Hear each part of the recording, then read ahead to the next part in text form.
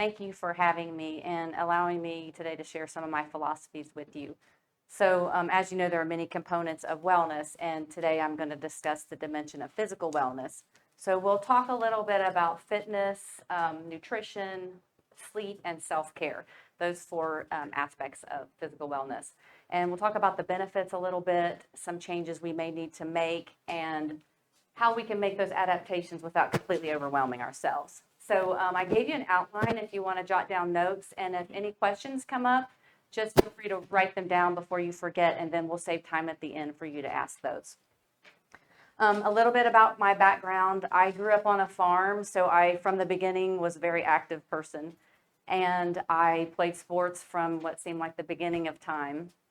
In high school, I incorporated strength training into my sports programs, and I absolutely fell in love with that. When I went to OT school, I actually took every elective strength training and group fitness class I could. And so by the time I graduated, and I began teaching and training part-time on the side at the hospital that I was employed. They had a big fitness center there. And so I did my occupational therapy for about 5 or 6 years, and I quickly realized that my true passion was in the fitness and nutrition industry. And so I actually gave up that career and I transitioned over full time. And I've been doing that since 1998. So obviously I really love it. But I have a small personal training studio. My company is A-Train Fitness Coaching, and my studio is on Music Row near Belmont. But I have this corporate partnership with TOA that I love. We provide personal training, group fitness services at those sports performance centers. And if you haven't been to one of those centers, they're really cool because they have the injury and outpatient clinic, the physical therapy department, and the sports performance center, which encompasses team training, personal training, group fitness, pre and post rehab, all of that under the same roof. So the clients and patients really get a great collaborative approach to their care. So we'll go ahead and dive right in and start talking about fitness to start with. Now, really, there are two different aspects I like to talk about. The active component of fitness, which means all the time we spend exercising, and then the non-active part of our lifestyle. And those are the things we can do throughout the day just to incorporate more movement and activity into our day. So most of us probably have a day that looks a little bit like this. We get up in the morning, we go for breakfast, and we're sitting. And then we get in our car and we sit a little bit more. And then we get to our desk and we sit. We have all our meals sitting, and then at the end of the day, we get home and we're going to watch TV and sit a little bit longer. So even if you don't have a desk job, the amount of time we're spending sitting has increased so much over the years that there are many experts that are now referring to sitting as the new smoking because it has so many detrimental effects to us. And on your outline, we'll go over a few of those. Increased blood pressure, cholesterol, which, as you know, can lead to heart disease and stroke. It can raise your risk of diabetes because sitting can change the way your body reacts to insulin. Your risk for osteoporosis increases. When you're not having that stimulation to the bone and tissue, then you're not getting that bone growth and development. It can lead to GI issues. So our bowels just function more effectively when we're standing, and even more so with movement. It can lead to make you more susceptible to certain cancers, such as colorectal, endometrial, and ovarian cancers. It can lead to weakened glute, core, and leg muscles, and that, for many reasons, that can be detrimental, is because it can contribute to weight loss, slow metabolism, and it can also make you more at risk for falls and injuries with those falls. And then think about posturally what it's doing. When we're sitting all day, we have a natural curve to our spine, but when we're sitting all day, we lose that curve and we start getting a little rounded. So that's not great for our spine health. And then we're typically doing this, where we're looking down either at our desk or our laptop or our phones. And so we get that forward neck posture, forward shoulder posture. We lose a little mobility. Our organs, our lungs are affected as well. So what they recommend for every 30 minutes that you spend sitting, that you get up and move around for 5 minutes. And you've got to set little alarms, because you get lost in work and you don't think about that. But some of the ways we can improve our non-active lifestyle throughout the day, incorporate movement, are just simple things. But if you think about taking stairs when possible, as opposed to the elevator or escalator, when you get to the store or to work or to the gym or wherever you're going, if you can utilize some of those parking spots that are a little further away, we'll get a few more steps, a little bit more activity and movement. Some of you may have access to a standing desk or a work area that's counter height. So if you can spend some of your time up, that makes a big difference. Phone calls, putting in earbuds and being able to stand while you're on those phone calls if you're not having to type at the same time, and even walk around a little bit with those phone calls. Leaving your desk for lunch. This one's a big one to me because it's not just about getting up and movement, but if you've ever brought your lunch to your desk and been working diligently on a project and all of a sudden you looked over and realized you ate your lunch and had no recollection of eating it. I know I've done that myself. And so that mindless eating is something you want to avoid as well. And then TV time, when you're sitting and watching TV, we're all going to do it. It's not a big deal. But try to think about what can we fit in during that time. Could we get some stretching and mobility work in? Could we get some core work or whatever exercise you may want to do in whatever capacity you can while you're watching TV? And then this next one I shouldn't even bring up because I'm actually the worst in the world. But when you're going to the grocery store, making multiple trips to your car to carry them instead of trying to get them all at once, get a little bit more movement there. And now the active part of our lifestyle. We're going to touch on cardiovascular exercise, strength training, and mobility or flexibility training. So the benefits. With cardiovascular exercise, that's walking, running, swimming, rowing. Not one is better than the other. It's just really whatever one you enjoy doing. You're going to have the benefit of calorie expenditure. So while you're doing the cardio exercise, you're burning calories, and for a short period of time after, depending on the intensity of the exercise. It's obviously going to strengthen your heart and improve your lung function and lung capacity. It's great for improving mental and cognitive health, and improving sleep quality and immune health. You probably have heard that expression that cardio is good for your heart and health. So those are the main things that cardiovascular exercise is wonderful for. Strength training, that includes anything from free weights, weight machines, resistance bands, even body weight training or those TRX suspension trainers. Those are all considered strength training exercises. Some of the benefits with that, also there's great caloric expenditure. However, what's different about this and more exciting than cardio is that it burns calories more effectively and efficiently, and it raises your metabolic rate. So the more lean muscle mass you have through your body, the more calories you're burning even when you're at rest. And that's a big bonus, since we talked about how much time we sit.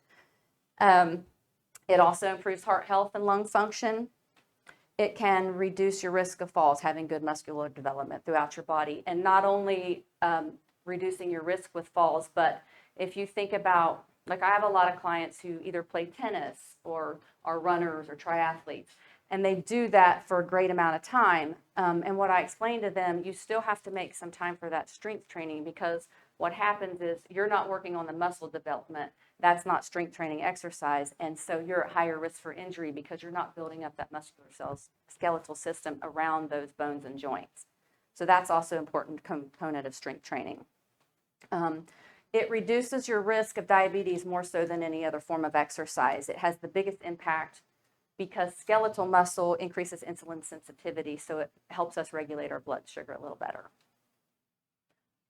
It also contributes most to overall fat reduction. So we have the three types of fat: subcutaneous under the skin, the skeletal that's interdispersed in your muscles, and then the visceral fat. And that's the fat known also as abdominal fat, or the fat that surrounds your organs. And so that's most important because that contributes most to inflammation throughout the body, narrowing of the blood vessels, and affecting our hormone function. So you really want to make a difference in that overall fat reduction. It also boosts mental, cognitive health, self-confidence, memory, and ability to learn, and it can reduce your risk for depression and anxiety. The last part on this one is crucial for bone development, which I touched upon a second ago, but it reduces your risk for osteoporosis, and not only can it slow down the process of bone loss, but it can actually reverse damage. So that's really great to hear. The third component of exercise is mobility and flexibility. So we're going to find that in yoga and stretching, whether it's dynamic stretching or static stretching. That's part of your mobility training. That increases blood flow to your muscles, your tendons, and your joints. It also helps your joints move through their full range of motion more effectively. Think about how that can affect also your risk of falls. If you're moving through your range of motion more effectively, it reduces falls and improves that posture like we talked about earlier. It can also alleviate back pain. So if there's nothing structurally going on with your back, a lot of times weakened core muscles can contribute, but 90% of the time, tightness through the hips, whether it be your glutes, your quads, hip flexors, all of the above. When you incorporate some of that flexibility and stretching into your program, you can really feel the relief in your low back. How much of all this do we need? So it's on average recommended that we get about 150 minutes of exercise per week. If you have an active job, maybe a little bit less than that is fine. But if you have a less active job, then you might need to incorporate a little bit more than that, even if that means through our non-active lifestyle things we talked about earlier.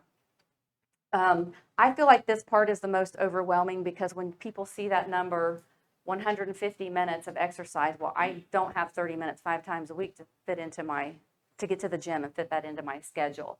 And so if you can break it down a little bit and think about, I'm going to get today 2 15-minute workouts in at home, body weight. I'm going to do 15 minutes in the morning and 15 minutes in the evening. That makes it a little bit easier to swallow. And it may not seem like that much, but I can promise you I can put you through a 15-minute body weight workout and you're going to feel something at the end of it. So it does add up. It all adds up to the overall goal and scheme of things. Also, if you notice when we talked about the benefits of strength training, or all the cardio, strength, and flexibility training, the strength has the most benefits to your overall health. So when time is limited, and I do think all those aspects of it are important, but when time is limited or you're in a time crunch, try to add the strength training in over the rest just because you're going to get a little more bang for your buck. Let's see. Oh yeah. So we're going to go ahead and jump ahead to nutrition, which is everybody's favorite topic. So we're going to keep it pretty basic and simple. What kind of things we need to incorporate into our meal plans. I don't like people getting overwhelmed with this and thinking about counting calories and weighing food and is this vegetable as nutritious as this vegetable. And I really like to keep it simple and look at servings, especially if you're just starting out. But think about if you're getting the adequate amounts of protein, fruits, vegetables, whole grains, and water in your diet, you actually are very satiated and don't have a lot of room for anything else, those empty calories and food that we should probably be avoiding. So how much of those things do we need? Protein, generally speaking, if you're not that active, you need about 1 gram per kilogram of body weight. If you're really active, it's going to look more like 1 gram per pound of body weight. So say you're 100 pounds, you're going to need 45 grams minimum of protein. And I do feel like that's the hardest one for people to get enough of in their diet, but you have to keep in mind that's the one that will satiate you the most, and that's the one that helps us build and repair muscle, so our risk of injury is diminished with that. Vegetables, 5 or more servings a day. So think about getting a wide variety. You've probably heard people say choose the colors of the rainbow when you're choosing vegetables. And that's because all those different vegetables provide different nutrients. So you want to get that variety in there.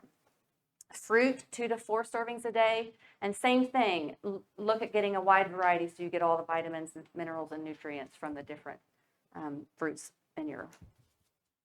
All right, whole grains. Mostly for energy, but you don't necessarily, if you're somebody that has gluten intolerances or just don't respond well to grains, it's not necessary. So 2 servings per day is adequate. And then lastly, water. Water is a big component of it. For women, on average, we need about 2 to 3 liters of water a day, and men need 4 to 5 liters. And that's a lot. Most people aren't getting anywhere near that, but that also helps a little bit with satiation.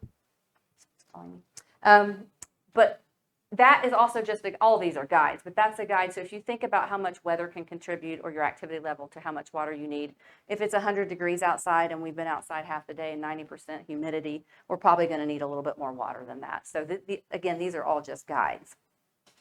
Think about getting most of these foods from whole food sources. So even with your vegetables, I know a lot of people like to do those cold pressed, fresh squeezed juices, and those are great. You still are getting adequate nutrients from those. You may be missing out on some of the fiber, but so you can choose the whole food sources when possible, but those are a good alternative. I have clients ask me this a lot. I've always heard that corn and carrots have way more carbs and calories than other vegetables, so should we avoid those? Or I feel like I'm eating too much fruit. Do you think I should back off a little? And so what I tell them is there is nobody out there that's unhealthy or overweight because they've had too much corn or carrots or fruit. So go ahead and take that out of the equation and again, keep it simple. And then the last part of the nutrition that I want to touch upon is you've also probably heard it's really just about calories in versus calories out. And that's partially true, but it's not the entire picture. So in other words, if I am going to go on a 2,000 calorie diet for 30 days of nothing but ice cream, and Judy's going to go on a 2,000 calorie diet for 30 days of all those foods we just talked about that were important. At the end of the 30 days, not only are we going to look different, but we're going to feel very different. So it is important to choose the correct calorie or the correct foods, and it's not just about calories in versus calories out. All right, the next part we're going to talk about, the next aspect of physical wellness is sleep. On average, adults need 6 to 9 hours of sleep. This one is also hard for me because I probably only get 5 or 6 hours of sleep a night. However, I don't have any problem falling asleep, and I don't have any problem staying asleep. And I generally wake up before my alarm goes off. So I get very good quality of sleep, which I feel like is as important or more important than the time spent in the bed sleeping, if that makes sense. That is when our body repairs itself. It's kind of like our brain is preparing us to create and remember and learn. And again, repair all the damage we've done to our body throughout the day. So a lot of experts think that our brain has a similar drainage system that drains toxins out of our body, like our kidneys drain waste out of our body. Some of the effects of not getting enough sleep, it can obviously cause weight gain. It shows in the latest studies that adults that get less than 7 hours of sleep over an extended period of time can have a 40% higher risk of obesity, which is pretty significant. And again, quality sleep factors into that. It's not just the time. One way that the lack of sleep can contribute to weight gain is the effect it has on some of our hormonal systems. Like it can increase ghrelin hormone, which is the hormone that makes us hungry, and it can decrease the hormone leptin, which is the hormone that makes us feel full. So you can see how that can really contribute. Adequate sleep can help us with concentration, cognition, problem solving. It can improve athletic performance. It can strengthen your heart. If you ever know someone who's had sleep apnea for an extended period of time, they probably have some damage to their heart. It affects our sugar and risk for diabetes. So the way we metabolize insulin, again, is affected by the quality of our sleep. It can also lead us to making poor food choices. So have you ever been really sleepy and you just really crave those really sugary foods and high-fat foods? And so you consume those, and those foods are affecting your sleep, so it becomes this vicious cycle. Adequate sleep can also improve our immune system and decrease our risk for depression. The last component of physical wellness I'm going to talk about is self-care. And although we don't need to spend as much time focusing on self-care as we do our fitness and nutrition necessarily, I do think it's often neglected because people look at this as somewhat of a luxury. Seeing someone like a massage therapist or a chiropractor or someone in that realm, those are not really luxury. They could be, but they're not really considered luxury in my eyes. Think of it more like preventive maintenance or injury prevention. And then you can incorporate that into your schedule a little bit more, I feel like. If you use the infrared saunas or the float or cryo or any of those modalities, those are also great forms of self-care. Even if you don't think it does anything physically for you, it's a great way to meditate, and meditation is also a great form of self-care. I saw a quote the other day that I thought was cute about meditation. It said, meditation is intermittent fasting for the mind. So too much sugar can lead to a heavy body, and too much distraction can lead to a heavy mind. And I thought that made a lot of sense. So now that I've thrown all this out to you, and I just touched upon a lot of different things, regardless of where you are in your nutrition program or your exercise program, I recommend that you make small changes to get on board. And nobody is really that successful long-term at completely trying to overhaul any aspect of that. So with fitness and nutrition both, I usually recommend taking 2 to 3 small changes at a time. So what am I going to incorporate? It may be more water, it may be more protein, but I'm not going to take everything I just told you and do that all at once. You're going to take 2 or 3 of those things and put them into practice for a few weeks until they become habit. And then once you're like, okay, I've mastered that, it may take you 2 weeks, it may take you 5 weeks, and that's okay. Then you're like, I'm going to incorporate 2 more. And it really makes it a lot easier to handle, a lot less overwhelming. It is a slower approach to your end goal, but it also results in a longer lasting effect. Also with both fitness and nutrition, I like to throw out that 80-20 rule. 80% of the time, you're going to stick to those goals that you just set. Whatever those 2 or 3 changes you made, stick to them 80% of the time. 20% of the time, you're not going to. And I just think if we allow ourselves those little guilty pleasures sometimes, it helps keep that feeling of deprivation down and keeps from derailing us from our long-term plan. So go ahead, like if you have ever been on a nutrition plan or a new workout plan and you mess up, you're like, you know what, I can't do this. This is just crazy. If you think about one meal gone awry or one missed workout, it's not going to have an overall effect. So just like shake that off as the 20% that you're going to leave aside and stay the course. And then the last thing that I really recommend is planning ahead. That is the most important step to me, is planning ahead in both fitness and nutrition. So what I have my clients do on Sunday evening, pull out your calendar, look at the week ahead. So where am I going to be able to find time to exercise? And go ahead and write it in like an appointment, like you had an appointment with your doctor or your boss or a patient or client, because you'll see it as the same value if you do that, and you'll make the time for it. And even after all these years, I still do that myself, because you get busy and the day can get away from you, and I live by my schedule. So if I see that on there, I'm like, oop, got to stop. Otherwise, I end up at the end of the day with no exercise. The same thing with food, but not necessarily a week ahead. So what I usually recommend is sitting down the night before. So I'd sit down tonight and I'm like, what's my schedule tomorrow? This is what I'm going to eat. This is what I'm going to eat. And this serves several purposes. For one thing, the timing. So have you ever gone 6 hours without eating and all of a sudden you're ravenous, and so you overconsume and you probably make bad food choices because you're starving and you don't care, you just grab whatever. It also helps keep us from mindless eating. It makes sure we get a good balance of all those proteins, fruits, and vegetables throughout the day. And it's kind of like a map. It's already laid out. So I like to think of it like it takes the emotion out of it. You're not really thinking about what I feel like eating. You've already got it laid out. This is what I'm having. You may have to alter it sometimes based on where you are and what's happening and how your schedule gets altered. But it takes the emotion out of it, keeps us from making poor food choices. So anyway, all that information to say, whatever approach you're taking, make it small, 2 to 3 changes at a time, and incorporate those in, and add in a couple more when you feel comfortable, and you will have a lifestyle change at the end goal, but it'll be a slower process, but it'll be a longer lasting result. So if there's anything in here that I touched on you want to have more information about, now's the time. Or if I didn't touch on something in any of those components that you want to ask questions about, the floor is all yours. There's a lot of information, I know.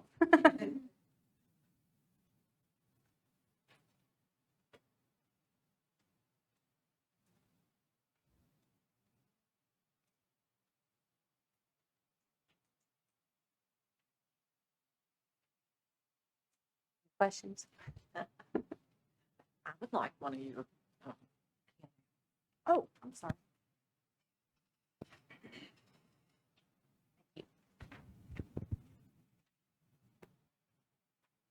So I don't know if I didn't put my information on there, but if anyone, a lot of times people don't want to ask questions or they don't think of it until later. So if you do have questions, you can feel free to call or email or text and ask things later. I'm open to that. fantastic information. Thank you. I know